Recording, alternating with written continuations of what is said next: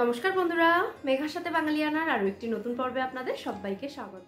আজকে এমন একটা জুসের রেসিপি আপনাদের সাথে শেয়ার করব যেটা নিয়মিত পান করলে বা নিয়মিত যদি ডায়েটে রাখেন এটা, তাহলে মাথার চুল থেকে পায়ের নখ পর্যন্ত সমস্ত কিছু একেবারে সুস্থ এবং ঝলমলে থাকবে।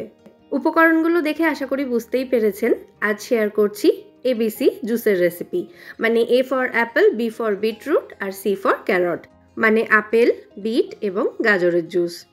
এই তিনটে উপকরণের কি কি গুণাগুণ আছে সেগুলো বলে আর ভিডিওটা আমি লেন্দি করছি না। গুগলে আজকাল সব কিছুই পাওয়া যায়, গুগল করলে একদম ডিটেলে সমস্ত ইনফরমেশন আপনারা পেয়ে যাবেন। কিছু স্পেশাল ক্ষেত্রে ডাক্তারের বারণ যদি না থাকে তাহলে এই উপকরণগুলো মোটামুটি সবাই আমরা খেতে পারি। তো এই এবিসি জুস বানানোর জন্য আমি এখানে একটা বড় সাইজের আপেল, একটা মাঝারি সাইজের বিট এবং একটা মাঝারি সাইজের গাজর নিয়েছি। আমি লাল গাজর নিয়েছি, মানে যেটা শীতকালে পাওয়া যায়, তবে আপনারা যেটা সারা বছর পাওয়া যায় সেই গাজরটাও নিতে পারেন। আপেলটা এখানে আমি অর্ধেকটা ব্যবহার করেছি, কারণ 200 গ্রাম ওজনের একটা আপেল ছিল ওটা। তো আপেলটা অর্ধেক নিয়েছি, বাদবাকি বিটটাও পুরোটা নিয়েছি এবং গাজরটাও পুরোটাই নিয়েছি। বিট এবং গাজরের খোসা ছাড়িয়ে নিয়েছি, আপেলটার কিন্তু খোসা ছাড়াইনি। তো সমস্ত উপকরণ ছোট ছোট টুকরো করে কেটে মিক্সার জারে দিয়ে দিয়েছি, আর তার সাথে 10-12টা ফ্রেশ পুদিনা পাতা দিচ্ছি এবং অর্ধেকটা পাতিলেবুর রস দেব। আপনারা চাইলে এই সমস্ত উপকরণ গ্রেট করে নিয়ে সেটা দিয়েও জুসটা তৈরি করে নিতে পারেন।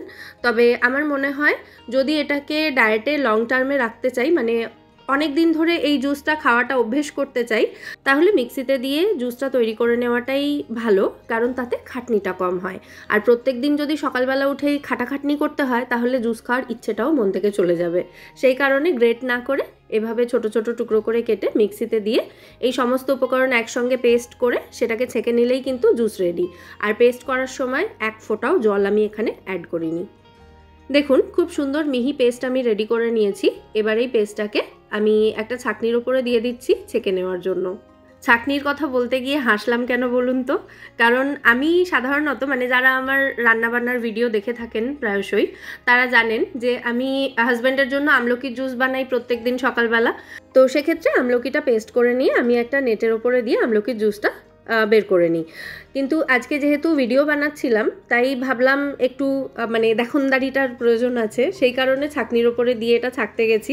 আর এটা এতটাই মিহি পেস্ট হয়েছিল যে ছাঁকতে গিয়ে এই যে পেস্টটা রেডি করেছি সেটাই বেরিয়ে যাচ্ছিল ছাঁকনির মধ্যে দিয়ে। তো দেখনদারি করতে গিয়ে আমাকে কিন্তু অবশেষে আবার সেই আমার ঘরোয়া পদ্ধতিতেই ফিরে আসতে হয়েছে। মানে রেগুলার যে নেটের ওপরে দিয়ে আমি জুস তৈরি করি, যে কোনো ফলের রস বা সবজির রস আমি এই নেটের ওপরে দিয়েই ছেঁকে নিই। যে কোনো ধরনের জুস বানানোর জন্যই কিন্তু এই নেটগুলো স্পেশালি পাওয়া যায়, তো সেই কারণে আমি এগুলো কিনে রেখেছি এবং এটা দিয়েই কিন্তু খুব সুবিধা হয় যে কোনো জুস তৈরি করতে। তো ফাইনালি প্রত্যেক দিনের মতো এই এবিসি জুসটা আমি এই নেটের ওপরে দিয়েই ছেঁকে নিলাম।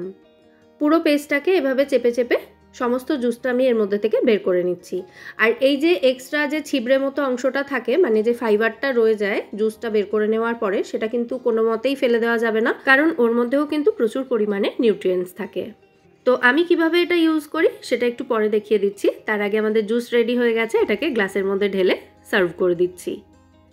সপ্তাহে অন্তত 4 থেকে 5 দিন করে কিন্তু এই এবিসি জুসটা খাওয়াই যেতে পারে। সকালে খালি পেটেও খেতে পারেন, অথবা ব্রেকফাস্ট এবং লাঞ্চের মাঝে যে গ্যাপটা থাকে তার মধ্যে যে কোনো একটা সময় খেতে পারেন এটা। আর এটা খেতেও কিন্তু বেশ ভালো লাগে, মানে একেবারেই ওই করলার জুসের মতন নয় যে নাক মুখ বন্ধ করে খেতে হবে, বাচ্চাদের দিলেও কিন্তু খুব খুশি হয়ে খাবে এটা। আর স্পেশালি বিটরুট কিন্তু চুল এবং ত্বকের জন্য ভীষণ ভালো, তাই আমার বান্ধবীদেরকে অনুরোধ করব এই জুসটা খাওয়া অভ্যাস করার জন্য। আচ্ছা, এবার দেখাই এই যে এক্সট্রা ফাইবারটা রয়েছে এটা আমি কিভাবে ইউজ করি। আমি হাফ কাপ মতো টক দই নিয়েছি, তার মধ্যে এটা দিয়ে দিলাম। তার সাথে অল্প একটু ভাজা জিরের গুঁড়ো, মানে শুকনো খোলায় ভেজে নেওয়া জিরে, সেটাকে হামানদিস্তাতে আধ ভাঙা করে দিয়েছি। একটু বিট নুন দিয়েছি আর একটু জাগরি পাউডার দিয়েছি হালকা একটু মিষ্টত্বের জন্য। আর জাস্ট 1 পিঞ্চ মতো দিয়েছি এখানে লঙ্কার গুঁড়ো। তারপর অল্প অল্প করে জল দিয়ে সমস্ত উপকরণ খুব ভালো করে মিশিয়ে নিলেই কিন্তু দারুণ সুস্বাদু একটা রায়তা তৈরি হয়ে যাবে। এটাকে রুটি পরোটার সাথে চাটনি হিসাবেও খেতে পারেন। সেক্ষেত্রে একটু যদি সর্ষে এবং কারি পাতার ফোড়ন দিয়ে নেওয়া যায় এর মধ্যে, এবং একটা লঙ্কাও দিয়ে দেবেন, তাহলেও কিন্তু এটা খেতে খুব ভালো লাগবে। অথবা এটাকে আটার সাথে ডিরেক্টলি মেখে নিয়ে রুটিও তৈরি করতে পারেন, সেই রুটিটাও কিন্তু খেতে দুর্দান্ত লাগে। তো আজকের এই একটা ভিডিওতে আপনাদের সঙ্গে দুটো হেলদি রেসিপি শেয়ার করলাম।